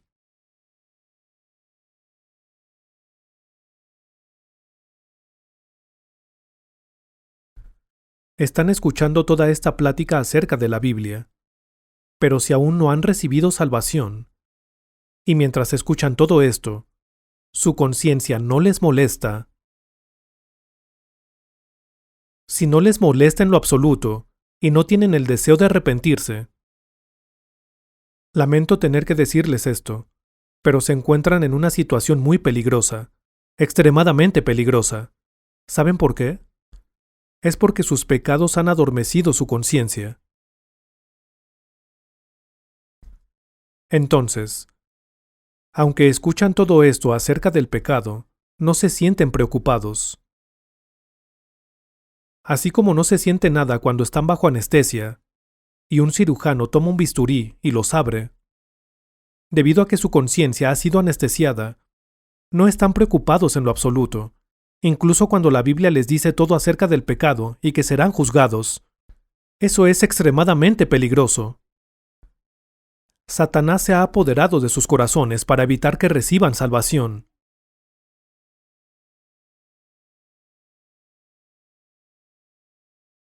Vayamos a Mateo capítulo 27.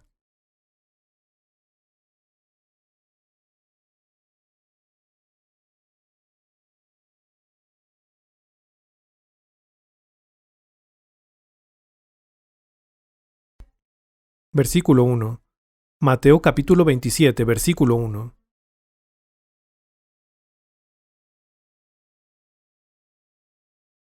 Venida la mañana, todos los principales sacerdotes y los ancianos del pueblo entraron en consejo contra Jesús, para entregarle a muerte, y le llevaron atado, y le entregaron a Poncio Pilato, el gobernador. Él traicionó a Jesús por 30 piezas de plata, el precio de un esclavo. Condujo a estos villanos al lugar secreto donde estaba Jesús y lo entregó. Así es como fue traicionado. Jesús fue arrestado y llevado primero para ser juzgado por los líderes religiosos. Ahí fue condenado a muerte. Jesús fue juzgado 2 veces, una vez por los líderes religiosos y la segunda vez en un tribunal secular. El tribunal secular fue cuando fue juzgado por el gobernador romano. No podían sentenciarlo a muerte mediante un tribunal religioso, y por ello fue entregado a Poncio Pilato. Vean el versículo 3. Entonces Judas, el que le había entregado, viendo que era condenado. Aquí cuando dice condenado, significa que vio que Jesús había sido sentenciado a muerte. Al ver esto, devolvió arrepentido las 30 piezas de plata a los principales sacerdotes y a los ancianos, diciendo: Yo he pecado entregando sangre inocente. Había entregado sangre inocente. Mas ellos dijeron: ¿qué nos importa a nosotros? Allá tú. Cuando vio que Jesús había sido sentenciado a muerte, Judas comenzó a arrepentirse en su corazón. ¿Por qué sintió este remordimiento? Fue porque Satanás había entrado en su corazón, pero ahora Satanás se había apartado de él. Y entonces, su conciencia comenzó a atormentarlo, y se dio cuenta de que había entregado sangre inocente. Jesús no tiene pecado, y yo lo he traicionado. Su conciencia comenzó a atormentarlo profundamente, así que tomó las 30 piezas de plata que había recibido y volvió a los ancianos y a los principales sacerdotes para devolverles el dinero. He entregado sangre inocente, pero ya era demasiado tarde. ¿De qué estás hablando? No es asunto nuestro. Y rechazaron el dinero. Siguiente, veamos el versículo 5. Y arrojando las piezas de plata en el templo, salió, y fue, y se ahorcó. Si ven en el libro de Hechos capítulo 1, encontrarán que dice que Judas, cayendo de cabeza, se reventó por la mitad, y todas sus entrañas se derramaron. ¿Saben lo que significa eso? Es el tormento del espíritu. El tormento que experimenta el espíritu es el mismo que sufre la conciencia.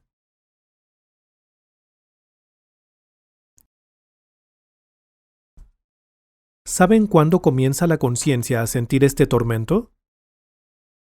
Mientras viven en este mundo. Su conciencia no los atormenta mucho, ya que está adormecida.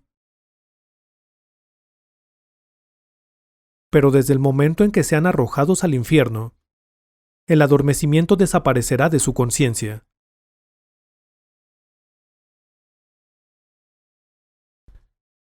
Debido a que el diablo también será arrojado al infierno, ya no podrá tener control sobre los hombres.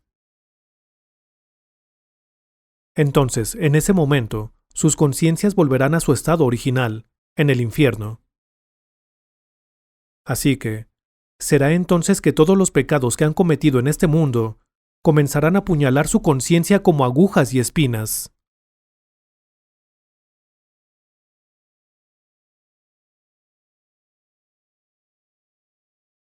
La conciencia de Judas Iscariote estaba tan profundamente atormentada, estaba en tal agonía, que se ahorcó. Cayó de cabeza, se reventó por la mitad y todas sus entrañas se derramaron. ¿Qué significa ser salvo?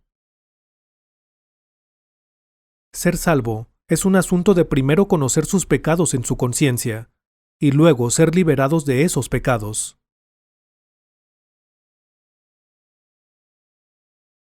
La salvación es ser liberados del tormento de sus conciencias. Si no experimentan esto, al momento en que sean arrojados al infierno, su conciencia será liberada de las garras del diablo y experimentarán un tormento insoportable. Entonces, existe el tormento del espíritu y el tormento de la carne. Como dije anteriormente, en ese tiempo, su cuerpo ya habrá resucitado y por lo tanto no podrán morir. Así que por favor, sean honestos consigo mismos y sean honestos ante Dios.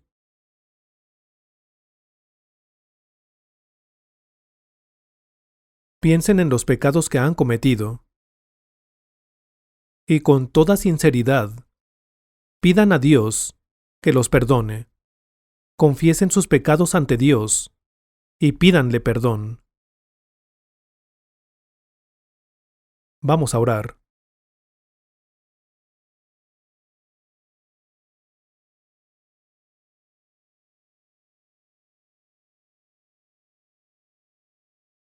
Antes de orar, recuerden que cuando cometen pecados en contra de otras personas, también están cometiendo esos pecados contra Dios, porque han desobedecido la palabra de Dios.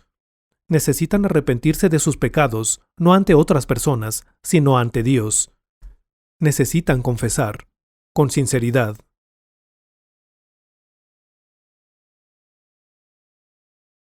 Esa es la única forma en que podrán entender los versículos que hablan del perdón.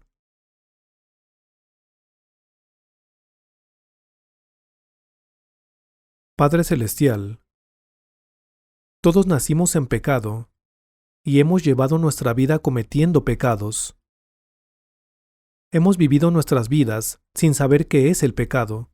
Nuestros corazones son sucios y malvados. Y debido a que el pecado se ha apoderado de nuestros corazones, ni siquiera sabíamos que estábamos pecando.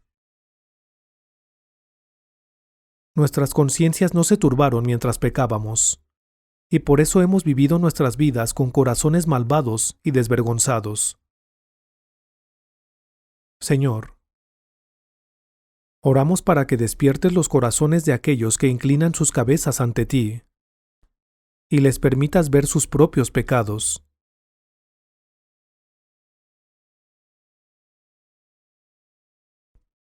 Haz que cada persona sea consciente de los pecados que él o ella han cometido ante ti, y ponga esos pecados ante ti de rodillas.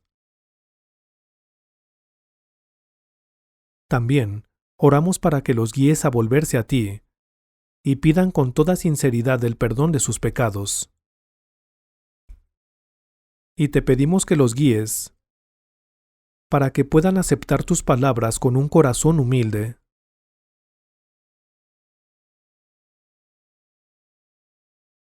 Oramos en el nombre del Señor. Amén.